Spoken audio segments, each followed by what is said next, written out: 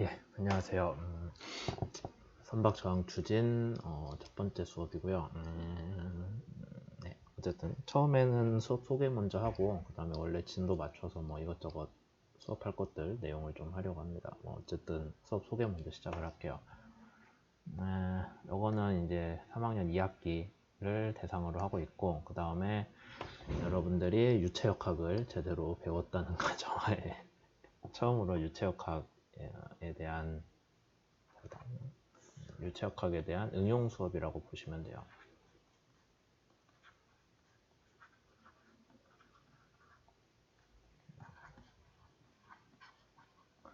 응용 수업이기 때문에 여러분들이 앞에서 유체역학에서 배웠던 내용들, 물론 배우면서는 이걸 도대체 나중에 뭐에 쓴단 말이야 라거나 아니면은 도저히 알아들을 수 없다, 내가 이해할 수 없다, 뭐 그런 부분들이 꽤 있었을 텐데 유체역학 자체가 뭐 쉬운 문제가 아니었기 때문에.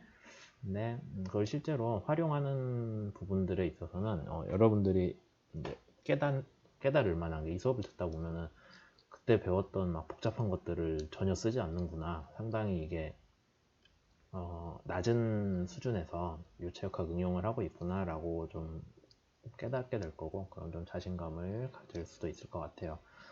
실제로는 저기 이제 대학원 수업 같은 수준에서는 여러분들이 유체역학 수업 때 배웠던 뭐 네비어 스톡스식이라거나 아니면은 컨티뉴이티 이케이션 뭐 그런 것들 다 사용은 하거든요. 그걸 가지고 해석을 하긴 하는데 아직 제가 보기에는 학부생 수준에서는 그렇게 쓸만한 건 안 나온다.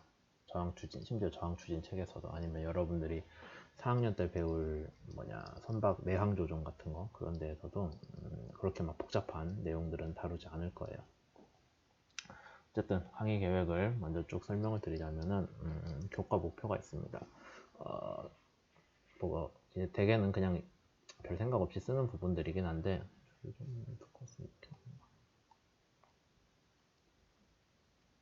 네, 교과 목표가 아니고, 근데 뭐 나름 신경 써서 썼기 때문에 얘기를 드리자면은 선박을 설계할 때 있어서 이제 여러분들이 4학년 1학기 때 배우는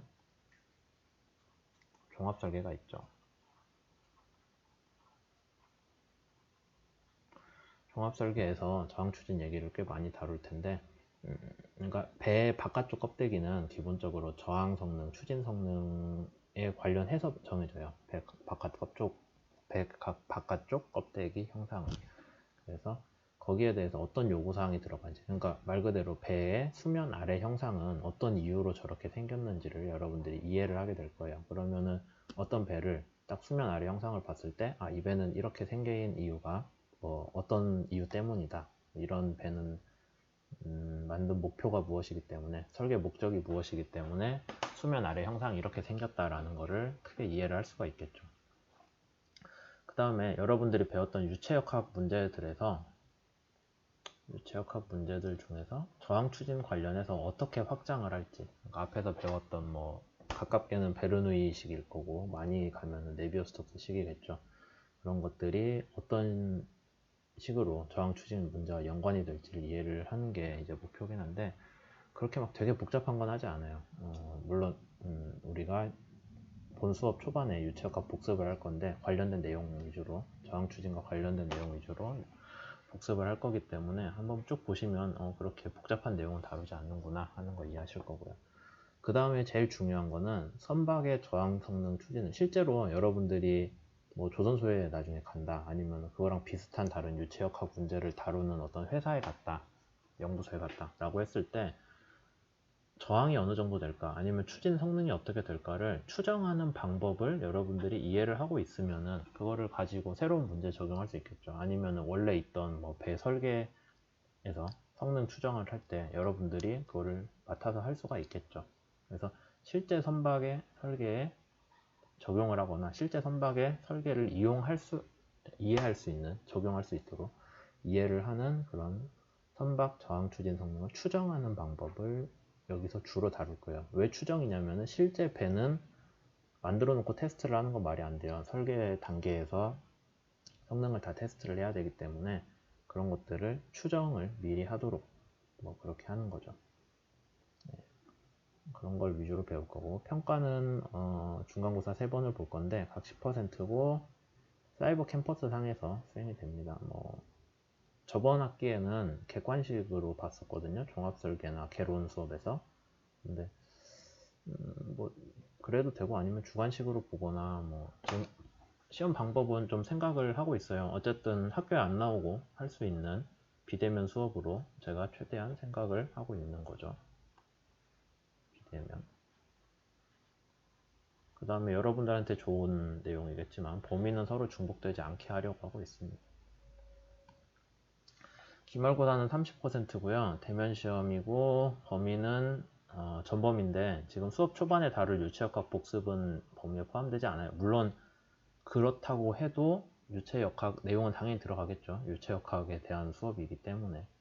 그 다음에 과제가 6번 나갈 겁니다. 그러면은 총 30%고 과제는 사이버 캠퍼스에 공지를 할 거고 제출 기한을 넘겨서 이제 물론 여러분들이 이제 과제를 늦게 내는 사람들이 항상 있는데 제출 기한이 일주일 넘어가면은 일주일당 50%씩 깔 거예요. 그럼 첫 번째 일주일은 50% 까져 있고 두 번째 주는 100% 50% 까진 다음에 이제 100%니까는 숙제를 안 내는 게 낫겠죠. 일주일에만 내세요.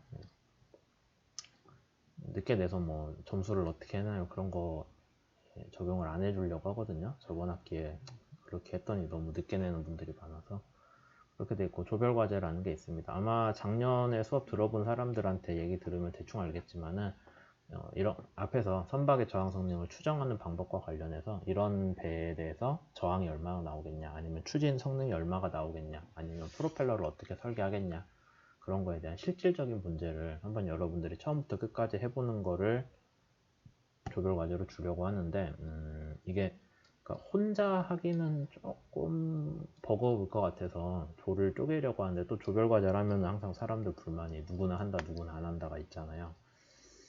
그래도 그냥 조별 과제를 하는 게 좀 나을 것 같아서 그렇게 하려고 하고 있습니다. 그 다음에 뭐 어느 정도 아시겠지만 공과대학 3동 203호가 제 연구실인데 요새 상황이 이렇기 때문에 뭐 직접 와서 질문을 하시는 것도 뭐 물론 안 된다는 건 아닌데 뭐 여러분들 편하신 대로 하세요. 이메일로 하시는 게 편할 수도 있고 사이버 캠퍼스 개인적으로는 요거를 되게 추천을 드립니다. 그러니까 왜냐면은 뭐 핸드폰도 있고 이메일도 있고 뭐 있고도 한데 이게 그래도 여러분들이 질문했던 내용이 기록이 좀 일괄적으로 관리가 돼야 되잖아요. 그래서 가능한 사이버 캠퍼스 질의응답으로 올려주시면 제가 뭐 답변하고 그 다음에 혹시 이 답변 내용이 모든 학생이 알면 좋겠다 싶으면은 그거는 수업 때 따로 공지를 하거나 그렇게 하겠죠.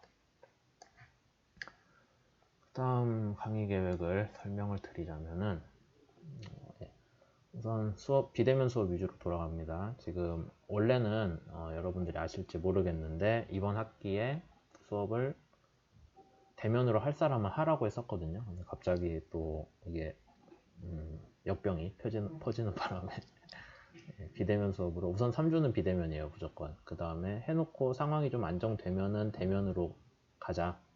제한적인 대면이에요. 그렇게 됐긴 했는데 지금 상황 보면 안 좋아질 것 같아요. 아마 이번 학기도 재수 없으면 전면 비대면으로 운영될 것 같고 그렇게 했을 때 이제 당연히 비대면 수업만 들어도 필요 시수는 채웁니다. 다만 대면 시험 한 번은 들어가요. 기말고사. 그 다음에 출경 상황은 그럼 여러분들은 사이버 캠퍼스 상에서 아마 저번 학기 했으니까 이해할 거예요. 출석 체크 하나씩 다 해줘야 되죠. 시수별로. 네, 차수별로 다 확인을 해주셔야 됩니다. 그 다음에 이제 원래 대면 수업을 한다면 어떻게 하려고 하냐면은 강의실 수용 인원 한도 내에서 그러니까 강의실이 뭐 303호가 70명이다. 그러면 그게 40% 해서 28명이 강의실에 들어갈 수 있대요. 이렇게 띄엄띄엄 간격을 줬을 때 그러면 우리가 지금 수업이 한 40명 듣고 있는데 28명만 강의실에 최대 들어올 수 있으면 나머지 12명이죠. 뭐 물론 여러분들이 나는 대면 강의 원치 않는다. 대전에 지금 방도 안 구해놨고 그 다음에 뭐 별로 나가고 싶지 않다. 그렇게 하면은 28명보다 적은 수의 학생이 강의실에 모여 있겠죠. 뭐 한 10명 정도 있다고 치면은 비대면 30명 뭐 그런 식으로 갈 수 있습니다. 어쨌든 대면 수업을 원하는 더라도 학생의 최대 수는 28이다 라는 거 얘기를 드리고 비대면 강의를 했고요. 그 다음에 대면 강의를 하겠다라고 했을 때 그냥 대면 강의 하고 싶은 사람 오세요 하면은 그럴 일이 없겠지만, 혹시 제가 행복 회로를 열심히 돌린다고 하면은 40명의 학생들이 다 저는 대면 강의를 너무너무 듣고 싶어요 라고 강의실에 오면은 안 되잖아요. 28명밖에 못 차기 때문에. 그래서 혹시라도 대면 강의 열렸을 때 대면 강의를 들어오겠다라고 하는 사람들은 사이버 캠퍼스 질의응답란에 본학기 대면 강의로 들을 생각이다 라고 얘기를 해주세요. 그러면은 선착순으로 28명을 끊을 거고, 다만 이렇게 했는데 나는 생각해보니 비대면 하겠다 그러면 그걸 지우시면 돼요. 그럼 이제 다음 차수로 넘어가겠죠. 다음 순위로. 그 다음에 나는 대면 강의를 하겠다고 했는데 뭐 그날 갑자기 몸이 좀 안 좋아요. 아니면은 주위 내가 사는 집 옆방 누가 이게 코로나 확진이 나서 자가격리 중이에요라고 하면은 그냥 학교 안 나오시면 돼요. 뭐 억지로 나오는 거 전혀 나오시면 안 돼요. 안 권장하는 게 아니라 나오시지 마시고, 그렇게 했을 때 그냥 사이버 캠퍼스 출결로 대체만 할 수 있다. 그러니까 여러분들이 뭐 수업 듣는데 그렇게 크게 한번 대면 강의 하겠다고 해서 뭐 목숨을 걸고 지키고 개근상이 중요하다 그런 상황 전혀 아니니까 그렇게 이해를 하시면 되고요. 수업 운영에 대한 공통사항을 얘기를 드리자면은, 우선 대면 강의는 출석부로, 그러니까 출석은 불러야겠죠. 그 다음에 아니면 비대면 강의 온 사람은 사이버 캠퍼스 상에서 출결사항 관리로 해서 여러분들이 전체 수업 시수에 4분의 2를 이상 결석을 하면 F를 주게끔 학교 규정이 되어 있어요. 이건 제가 어떻게 할 수 있는 부분이 아니기 때문에 여러분들이 꼭 지켜줘야겠죠. 그러니까 출석부야 뭐 와서 출석 부르면 되는데, 사이버 캠퍼스 같은 거는 여러분들이 까먹는 경우들 있거든요. 그러니까 좀 내내 강의 중에 아니면은 학기 중에 잘 신경을 써주세요. 그 다음 이게 되게 중요한데, 과제 평가 중에서 30% 과제잖아요. 근데 30이었나? 네, 과제 30%에 조별 과제 10%니까 40%거든요. 과제가 40%인데 과제 하나 냈는데 뭐 보니까 이게 어디서 봐도 여러분들이 직접 쓴 게 아니에요. 어디서 베껴왔어요. 그러면은 표절로 치고 걔는 그냥 점수 안 주려고 하고 있어요. 저번 학기에도 뭐 개론이나 아니면은 4학년 종합설계에서 그런 일 꽤 있었는데, 그러면 언제 빵점을 주냐? 오늘 수업에서 뒤에서 얘기를 할 건데, 인용 표시를 없는 문장이, 그러니까 수강생들 서로 답지를 냈는데 이게 답지를 보니까 둘이 같은 문장이 있어요. 그러면은 둘이 머리를 맞대고 같이 숙제를 하더라도 문장은 다르게 써야 되는 게 인지상정이잖아요. 근데 서로 일치하는 경우면은 둘 다 빵점 줄 거고요. 그러니까 보고 베낀 사람, 소스를 준 사람. 그 다음에 학생이 어디 인터넷에서 베껴왔는데 뭐 베껴오는 건 괜찮아요. 베껴오더라도 어디서 가져왔다라는 거를 알려줘야 돼요. 이따 뒤에서 설명할 거예요. 그 다음에 베껴오는 건 좋은데 반절 이상 베꼈어요. 남의 거를. 그래서 보고 이거는 학생이 쓴 거야? 아니면 어디서 긁어온 거야? 이제 그런 본질적인 의문이 들 때, 그럴 때는 빵점을 주려고 하고 있습니다.